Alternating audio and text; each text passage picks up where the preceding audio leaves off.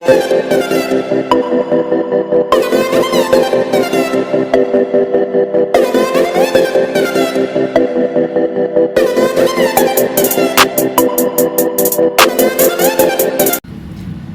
वालेकुम स्टूडेंट, आज बेटा आपको करवाएंगे 10.5 का क्वेश्चन नंबर 3 है बेटा।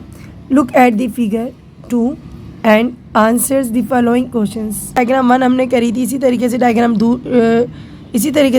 2 दी हुई है बच्चों। इसमें देखिएगा दो लाइनें, पहले तो एक पैरेलल लाइन थी और एक ट्रांसवर्सल लाइन थी, लेकिन अभी क्या है बच्चों, अब दो पैरेलल लाइन्स हैं और दो ट्रांसवर्सल लाइन्स, ओके, और एंगल्स बनने हैं। इसके ऊपर आपको क्वेश्चंस दिए गए हैं, तो इस क्वेश्चंस को हम करेंगे अपने बोर्ड पे उतार के, क्योंकि डायग्राम बहुत छोटी है, नंबर बहुत छोटे हैं, प्रॉब्लम्स होती हैं, इसलिए हमने इस क्वेश्चंस को बोर्ड पे उतार के करना है। तो फर्स्ट क्वेश्चन है, the line P is a transversal of which line. Line P जो है ना, ये लाइन पी है, ये किस लाइन की ट्रांसवर्सल लाइन है। तो बेटा बोर्ड पे आते हैं ताकि आपको अच्छे समझ आ जाए। तो बेटा देखिएगा, सबसे पहले तो आप देखें ये दो पैरेलल लाइन है, एक लाइन का नाम है एल और एक का नाम क्या है एम। देखो इस तरीके से बनी है, ये दो पैरेलल लाइन है, ठीक है। एक लाइन इसको कट कर रही है, एक लाइन का नाम है एल, एक का नाम है एम, और इसको जो लाइन कट, उस लाइन का नाम है पी, ठीक है। तो ये ट्रांसवर्सल लाइन है, जो लाइन कट कर रही है ना, उसने कहा P is a transversal line. किस लाइनों की ट्रांसवर्सल है, किस लाइनों को कट करवा रही है, मीट करवा रही है, लाइन एल को और एम को। पहले का आंसर लिख लेंगे बेटा। तो ये पी जो है वो किसकी ट्रांसवर्सल लाइन है, the P is a transversal line, क्या लिखेंगे, ऑफ एल एंड एम, ठीक है। ये लिख देते हैं आंसर आपके लिए। तो बेटा आंसर देते हैं, यहीं से उतारेंगे सारा। The line P is a transversal, किस लाइनों का ये पी किसकी ओर कट करा रही है, एल को और एम को। तो transversal to lines L and M. बच्चों ये आपका आंसर है। इसके बाद इसका क्वेश्चन नंबर 2 पढ़ते हैं बेटा जी। क्वेश्चन नंबर 2 है, नेम 4 इंटीरियर और 4 exterior angle formed by the line P. यानी कि पी ने जो अभी कट कराया, मैंने आपको डायग्राम बना के दिखाई, इसमें पी ने जो कट करवाया है एल और एम को, उस पर कितने इंटीरियर एंगल बनने और कितने एक्सटीरियर एंगल बनने। अब बच्चों इंटीरियर एंगल और एक्सटीरियर एंगल क्या होते हैं, ये हमने आपको पहली वीडियो में बताया है। आप प्लीज़ पहले वीडियो देख लेना, क्योंकि उसमें तफसील से मैंने इंटीरियर, एक्सटीरियर, कॉरस्पॉन्डिंग, अल्टरनेट सारे एंगल डिफाइन किए, ओके। तो क्वेश्चन उतारते हैं बोर्ड पे।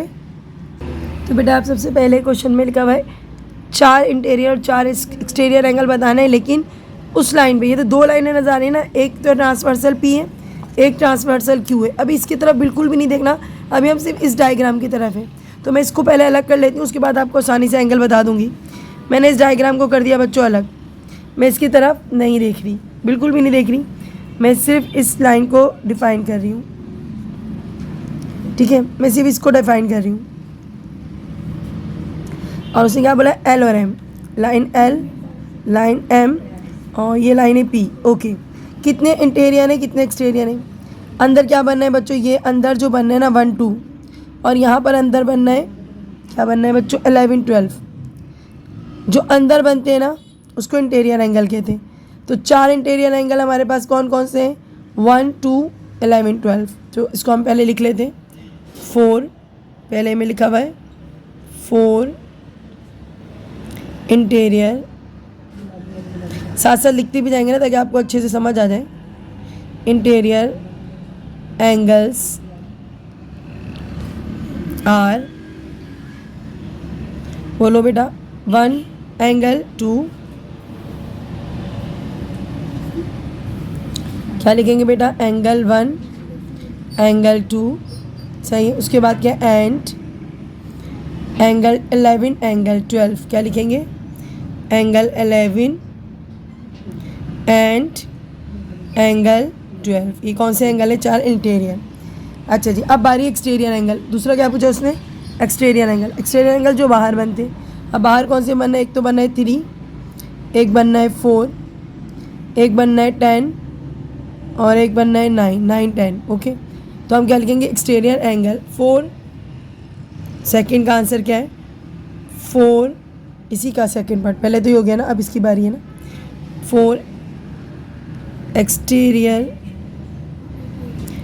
एंगल्स आर, क्या बनाया हमने 3, 4, एंगल 3 एंड एंगल 4, और दूसरी साइड पे क्या है 9 और 10, एंगल 9 एंड एंगल, एंड मत डालो, अच्छा नहीं लग रहा, कॉमा डालते हैं, और एंगल 10। सही है बच्चों, इसका आंसर इजीली आ गया है। अब आते हैं बेटा क्वेश्चन नंबर, ये देख लो, नज़र नहीं आ रहा होगा, 3, 4, 9, 10। ओके, एक्सटीरियर एंगल है।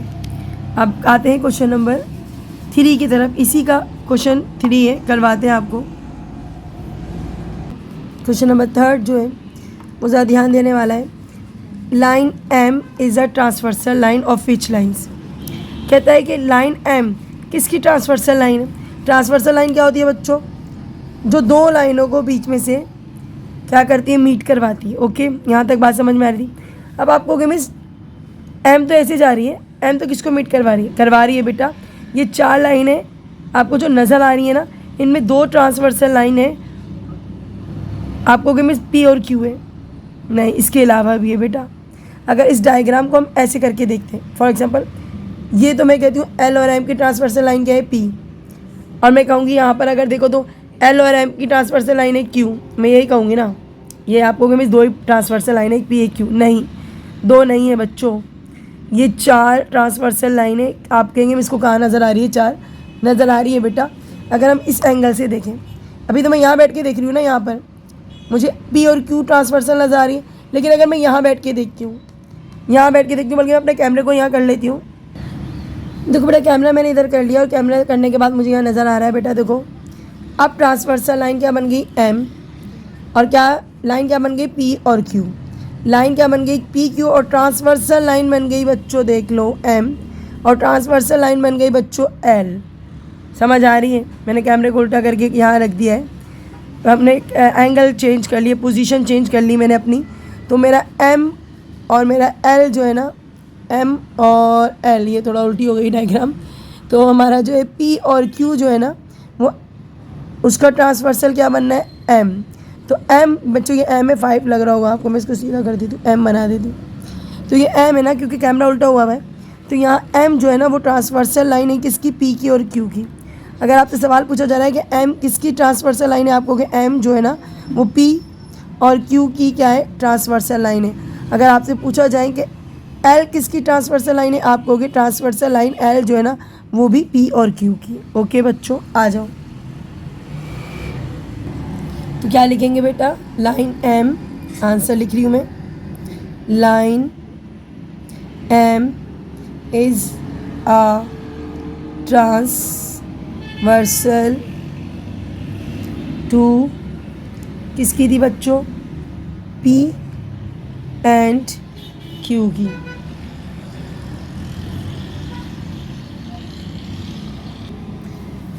तो बेटा इसका क्वेश्चन नंबर 4 है, काफ़ी लंबा क्वेश्चन है, पढ़ते हैं। Name 1 pair of corresponding angle, कहते हैं किसी भी एक कॉरिस्पॉन्डिंग एंगल का नाम बताएं। अब किस लाइन का भी आगे चल के पढ़ेंगे, तो पहले एक पेयर बताना है कॉरिस्पॉन्डिंग एंगल का, ठीक है। उसके बाद एक पेयर बताना है interior alternate angles, and 1 pair of exterior alternate angle formed by, किस फॉर्मेट पे चलेंगे हम, लाइन एम, और एम होगी हमारी कौन सी लाइन होगी हमारी, ट्रांसवर्सल, और पी और क्यू को क्या कर रही होगी, कट कर रही होगी। ओके, लाइन एम पी और क्यू को कट कर रही होगी, और जो एंगल्स बनेंगे ना उनमें क्या क्या बताना है, कॉरिस्पॉन्डिंग एंगल एक पेयर बनते तो आपके पास 8 है, लेकिन उसे बोले सिर्फ एक पेयर। इंटीरियर एंगल बनते आपके पास कितने हैं, 4, लेकिन कितने बताना है, एक पेयर यानी कि 2 बताना है। उसके बाद वो कह रहा है एक्सटीरियर एंगल बनते 4 है, और आपने कितने बताना है, 2 बताना है, ठीक है। तो स्टार्ट करते हैं बच्चों। डायग्राम को मैं बार बार उल्टा नहीं करूँगी, आपके लिए इसमें से डायग्राम अलग करके निकाल के दिखाती हूँ। तो बेटा देखिएगा, इस डायग्राम को मैंने इस तरीके से देखना है, ठीक है। पी क्यू, और क्या कर रही है, एल और एम को क्या करिए, इंटरसेक्ट करिए। डायग्राम को मैं इस एंगल से देखना है, इस एंगल से, ठीक है। तो बेटा इंटीरियर एंगल क्या बनना है आप पहले देख के बताओगे। मीन्स इंटीरियर एंगल तो सॉरी कॉरिस्पॉन्डिंग एंगल क्या बने। कॉरिस्पॉन्डिंग एंगल क्या होते हैं बच्चों, एक अंदर वाला एंगल होता है, दूसरा क्या होता है बाहर वाला एंगल होता है। सिर्फ एक पेयर बताना है, लेकिन मैं आपको सब बताऊंगी, इस लाइन को भूल जाना, सिर्फ मैं इसके ऊपर कॉन्सेंट्रेट कर रही हूँ। तो बेटा मैंने करीब ले आई हूँ, शायद आपको इंशाल्लाह नज़र आ रहे होंगे सारे नंबर। तो यहाँ पर बच्चों देखना है, यहाँ पर क्या लिखा हुआ है 11। 11 के अपोजिट क्या बनना है, 11 क्या है इंटीरियर एंगल। इसके अपोजिट क्या बनना है बच्चों, इसके अपोजिट बनना है हमारे पास 13। तो 11 के अपोजिट क्या बनना है बच्चों 13। लेकिन मैं आपको एक पेयर नहीं सारे पेयर बता रही हूँ। तो मैंने आपके लिए डायग्राम अलग कर लिए, क्योंकि डायग्राम ऊपर से दोबारा एंगल चेंज करना पड़ा था। अब मैंने यहाँ बैठ के एंगल को चेक करना है, ठीक है, और सारे एंगल्स निकालना है। तो मैंने डायग्राम इधर से बनाई है, जब एम जो है वो ट्रांसवर्सल कर रहा है पी और क्यू को। मैंने डायग्राम यहाँ वाली डायग्राम को सीधा करके बनाया, आप भी सीधा करके बनाओ ताकि आपको भी आसानी हो, ठीक है। तो बेटा कॉरिस्पॉन्डिंग एंगल क्या होते हैं, एक अंदर का एंगल होता है, ठीक है, इंटीरियर, और एक क्या होता है बाहर का। 10 के अपोजिट क्या आ रहा है बच्चों 14। इसी तरीके से 13 के अपोजिट क्या आ रहा है 9। देखो इस तरीके से, ये अंदर वाला ये बाहर वाला। तो हम क्या बोलेंगे 10 किसके कॉरिस्पॉन्डिंग है 14 के, ठीक है। और मैं आपसे पूछूंगी आपको कि मिस 13 अपोजिट किसके, 13 कॉरिस्पॉन्डिंग किसके 9 के। तो हम बोल सकेंगे 9 कॉरिस्पॉन्डिंग किसके, 9 कॉरिस्पॉन्डिंग है किसके बच्चों 14 के, सॉरी 9 कॉरिस्पॉन्डिंग है 13 के। समझे कॉरिस्पॉन्डिंग एंगल क्या होते हैं, एक अंदर वाला इंटीरियर, बाहर वाला एक्सटीरियर। अंदर वाला क्या है 11 और बाहर वाला क्या है 15। आप ये कहोगे मिस 16 15 के नहीं, दूसरी वाली लाइन का लेना है, दूसरी वाली का अंदर का और दूसरी वाली का बाहर का कॉरिस्पॉन्डिंग है। 11 किसके कॉरिस्पॉन्डिंग है 15 के। 16 किसके कॉरिस्पॉन्डिंग है 12 के। मैंने आपको 4 बता दिए, इनमें से कोई भी लिख सकते हो, कोई भी लिख सकते हो। मेरे पास 9 छोटा है इसलिए मैं 9 और 13 लिख रही हूँ। आप 10 और 14 भी लिख सकते हो, आप 11 और 15 भी लिख सकते हो, 16 और 13 भी, जो मर्ज़ी लिख लो बच्चों। उसने सिर्फ एक पेयर बोला है, उसने क्या बोला है सिर्फ एक पेयर, चारों में से कोई भी एक चूज़ कर लो। मैं 9 और 13 चूज़ कर रही हूँ, तो मैं लिखूँगी 9 और 13, सही है कॉरिस्पॉन्डिंग पेयर। आप कुछ भी लिख सकते हो। इसका पार्ट 2 है, मतलब पार्ट 2 तो नहीं है बेटा, आगे क्या पूछ रहा है वो पूछता क्या है ज़रा देखते हैं।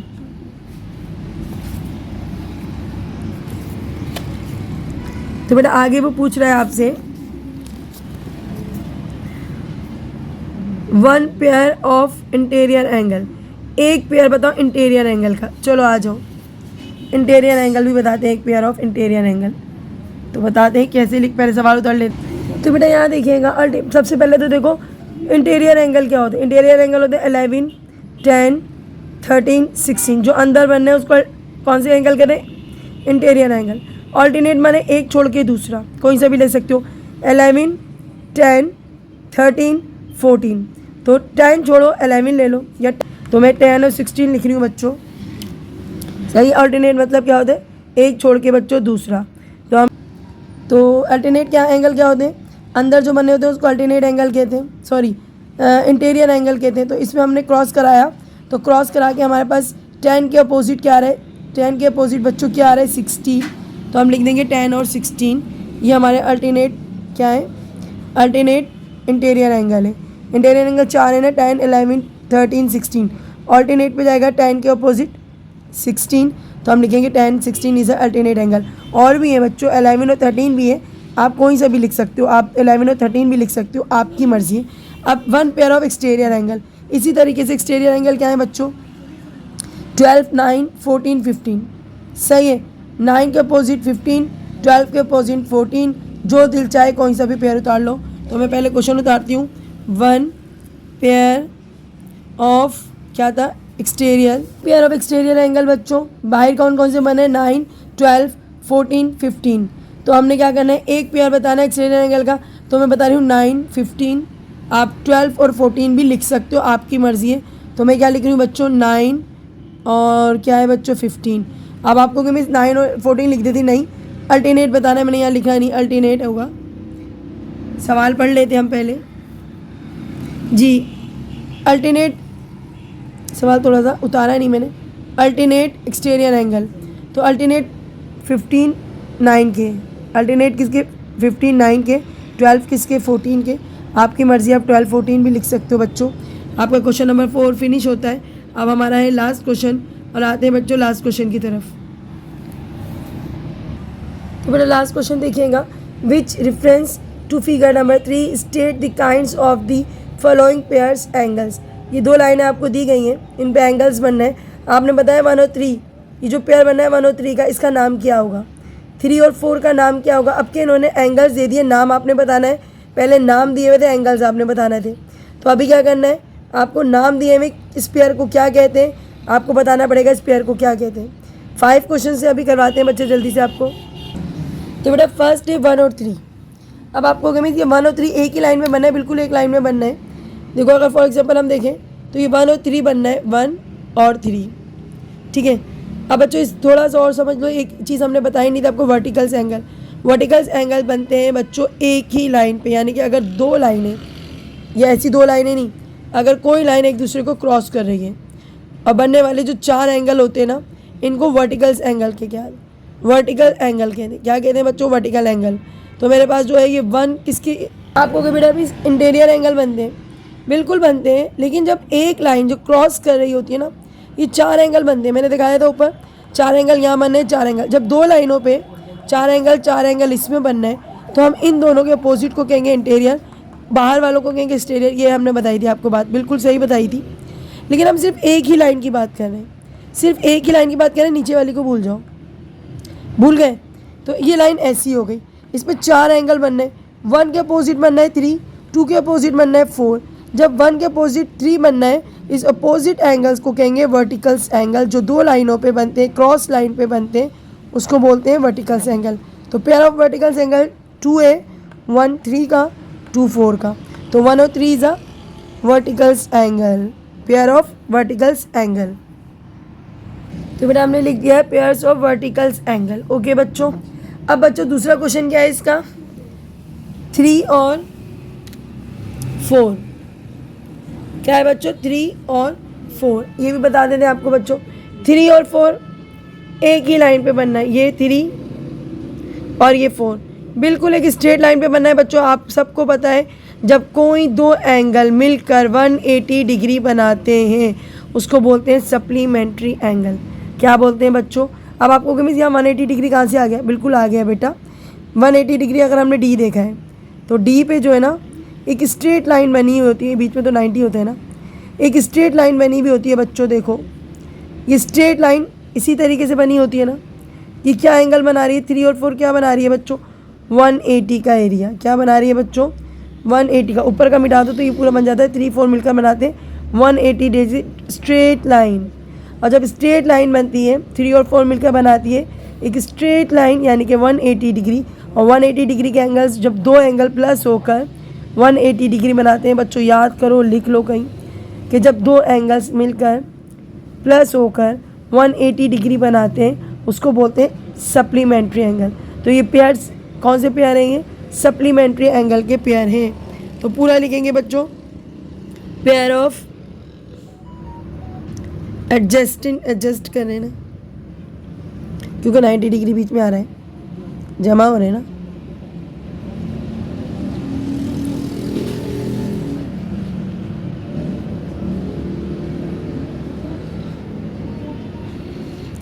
क्या है, सप्लीमेंट्री।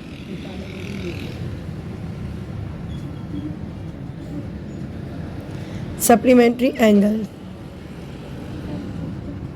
ओके बेटा, अब उसके बाद देखो बेटा थर्ड है 3 और 7। बच्चों 3 और 7 तो आपको पता है, अभी अभी हम बना के गए। 3 और 7 तो बता देती हूँ आपको, ये रिमूव कर देती हूँ बच्चों आपके लिए। 3 और 7 का है, सबसे पहले तो ढूंढो 3 7 का। ये रहा 3 7, ये रहा, समझ गए, बहुत आसान था।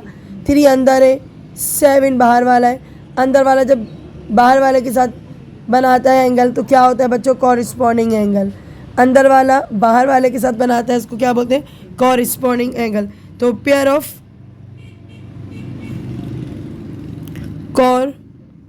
Corresponding angles. चलो भाई हो गया। चौथा क्या बचा इसने भैया, 4 और 6। 4 का है भाई, इसको तो मिटाऊं। 4 का है बच्चों, 4 ये रहा, 6 ये रहा, बोलो जल्दी बोलो। दोनों अंदर बनना है, बिल्कुल अंदर बनना है। इंटीरियर है, हाँ इंटीरियर तो है, इंटीरियर तो है बच्चों, लेकिन यहाँ अपोजिट साइड पे बनना है। तो 4 किसके अपोजिट बनना है? 6 के। अल्टरनेट इंटीरियर एंगल क्या लिखेंगे? पेयर ऑफ, अब तो आ गया बेटा, अल्टरनेट पेयर तो आपको आ गया। हाँ थोड़ा वर्टिकल और सप्लीमेंट्री में मुश्किल हुई होगी। इंटीरियर अल्टरनेट आएगा, चलो अल्टरनेट इंटीरियर लिख दो, एक ही बात है।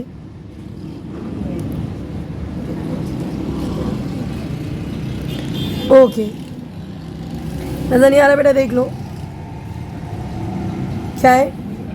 Pair of alternate interior angle, सही है। अब लास्ट रह गया बच्चों आपका, और लास्ट है आपका, तो बेटा लास्ट है 1 और 7। अब आप बिल्कुल ही देखकर बता सकते हो, 1 भी बाहर है, 7 भी बाहर है। 1 और 2, 8 और 7 ये एक्सटीरियर एंगल होते हैं ना, बाहर होते हैं ना, एक्सटीरियर एंगल होते हैं।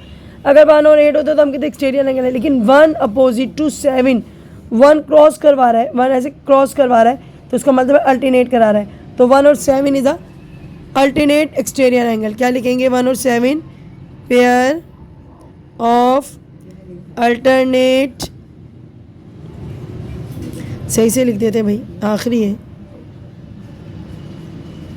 Alternate exterior, alternate exterior angle. तो बच्चों इसी के साथ आपकी, तो बेटा लास्ट क्वेश्चन था। उम्मीद है आपको समझ आया होगा बेटा, अपने कमेंट्स में बताया करें। आपको नहीं समझ आया तो दोबारा हम किसी और वीडियो में आपको एक्सप्लेन करने की कोशिश करेंगे। दुआ में याद रखें, अपना बहुत सा ख्याल रखें, चैनल को लाइक करें, सब्सक्राइब करें। अल्लाह हाफिज़।